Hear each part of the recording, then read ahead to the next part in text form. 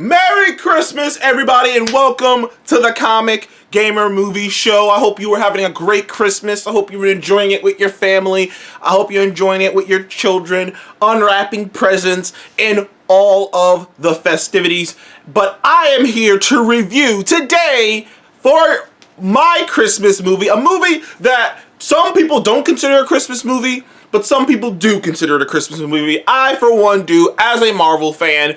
Marvel's one and only Christmas movie, Iron Man 3. Now, Iron Man 3 came out in 2013, and it was a very controversial movie. A lot of people today are like I said, I said it in plenty of videos, but the retroactive, fluffing up of the MCU before Phase 4 is kind of hilarious, because when people forget, when Phase 2 was going on, hell, when Phase 3 was going on, people were still chirping. People were still talking about controversial films. People were still talking shit about Ant-Man and the Wasp, Captain Marvel. Some people forget they were talking shit about Iron Man 3 and Thor, The Dark World. It's like all that shit got washed away because of their dislike towards, you know, some of the things happening in Phase 4. Very similar, but not quite as bad as people retroactively saying that the prequel series is good just because they have issues with the current series, when it's like, no, not a single one of you believed that shit. Not a single one of you believed that shit at the time. You're just retroactively, you have nothing else to grab onto, so you're just retroactively making those things better. And while I do still love Phases 1, 2, and 3, and still think that they are amazing, admittedly, people forget how controversial Iron Man 3 was.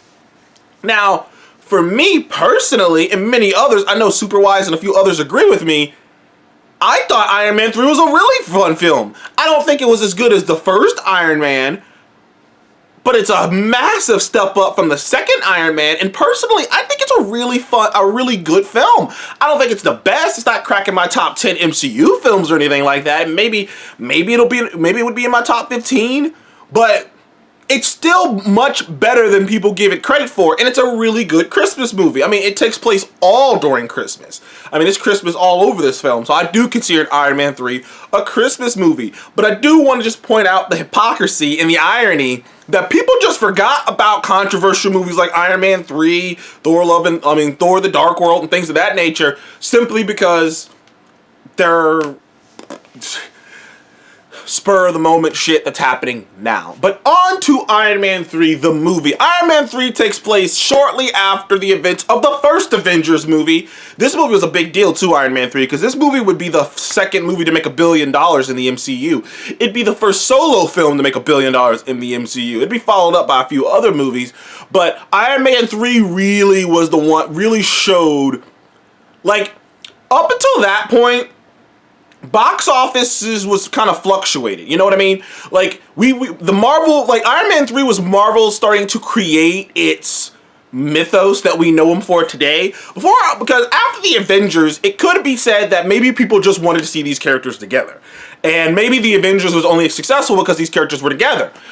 Granted, no one wants to talk about the fact that they were talking shit and saying that first Avengers movie was going to be a disaster and a mess and all these characters wouldn't work together and people wouldn't want to come see it. It turns out they were wrong. But then those people who were wrong kind of flipped the script and said, well, maybe people just want to see these characters together. Then Iron Man 3 comes out, makes over $1 billion, the first Marvel movie to do that, the first MCU film to do that. And at the time, it was a massive big deal. It was a big deal. It was proof in the pudding that the MCU had created something that was so massive that people wanted to just come and see it just to see what happens next. It was the first test of the MCU. Because the Avengers was a success, and they could have rode off of that for a few years.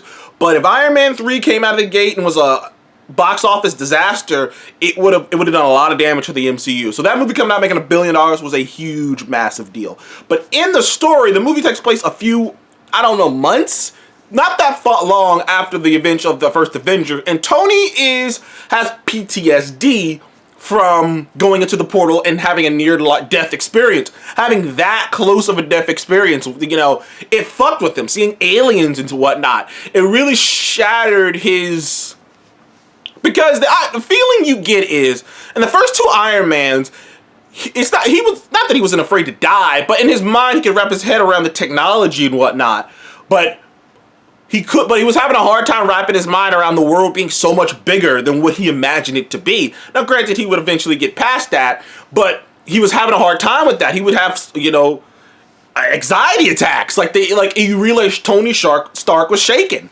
And it really messed with them. So he went on this whole, so he's, him and Pepper's relationship is full swing now. They are together, because the first 2 Iron Man movies, and you did it because they were together in their Avengers movie, but you really didn't get to see much except that one beat. You didn't get to see Pepper interact with the other Avengers.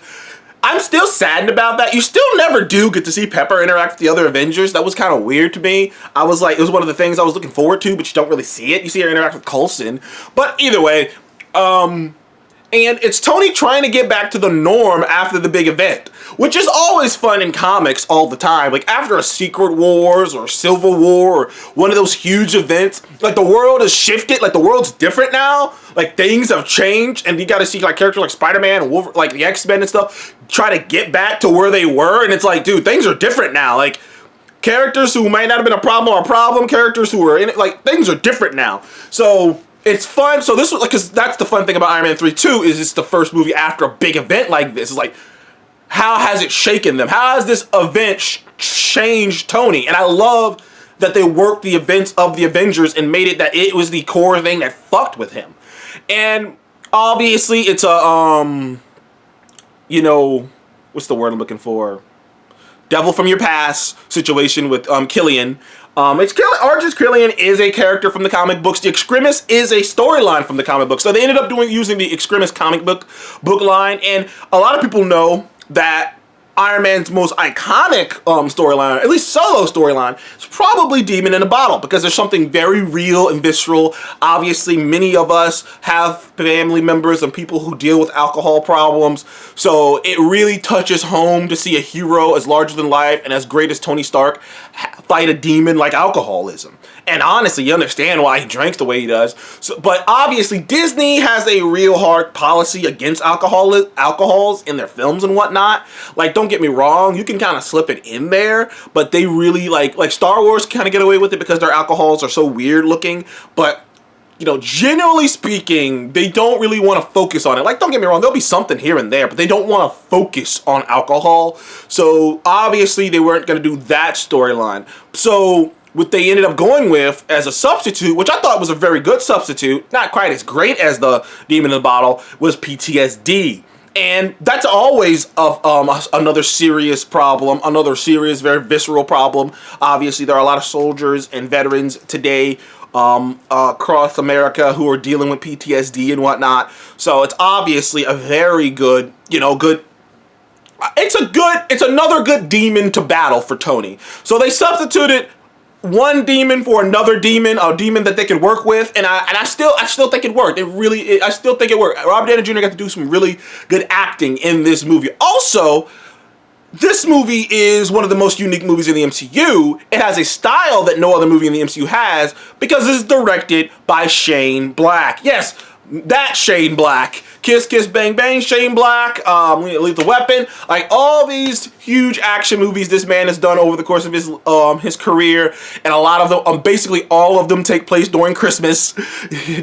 So I think that's pretty funny that they got Robert Downey Jr. got Shane Black to come in and direct this film, and it has a completely different style. Like when you go back and watch Iron Man 3, you will notice it doesn't look like any other MCU film. It isn't shot like any other MCU film. Even the color palette is a bit different than the other Iron Man movies and every other movie in the MCU. It has a snark to it that isn't in any of the other Iron Man movies or any of the other MCU movies, and it makes it so unique. And in this movie, it has one of the best action sequences in a comic book movie. I would argue it's the most underrated action sequence in the entire MCU, which is the plane. Because that sequence was so badass because they legit dropped people out of a plane. Like, no bullshit. People think that like, oh, that's CGI. No, they drop people.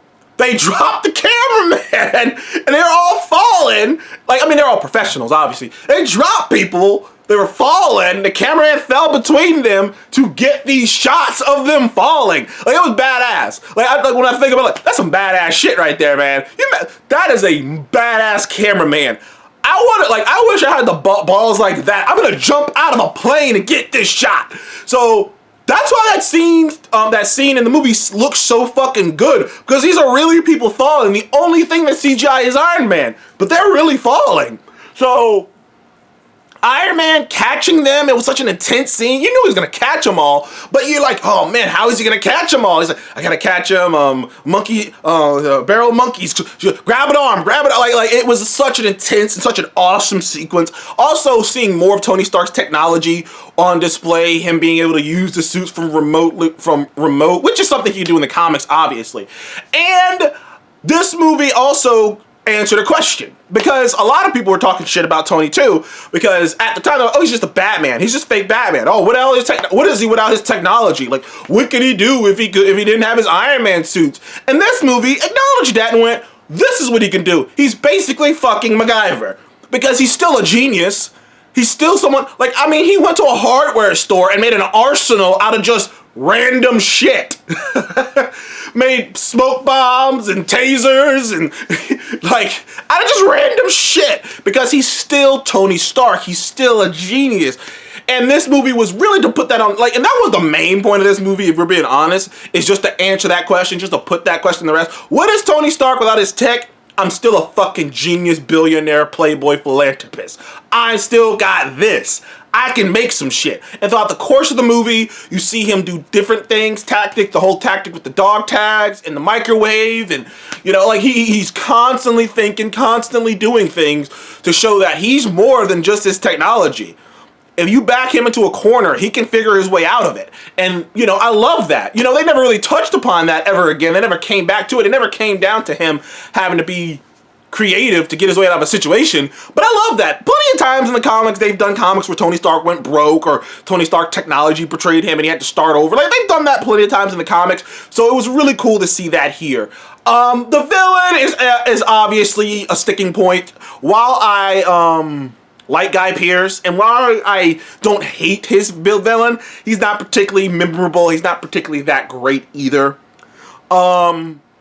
And at the end of the day, the Extremis storyline was probably a weak point of it. Like, really, all the other stuff I just mentioned, seeing him deal with his Tony deal with his PTSD, seeing Tony prove that he's more than just his suits, seeing you know, all that stuff, seeing the world building, seeing Pepper and you know, obviously Happy it's very fun in this.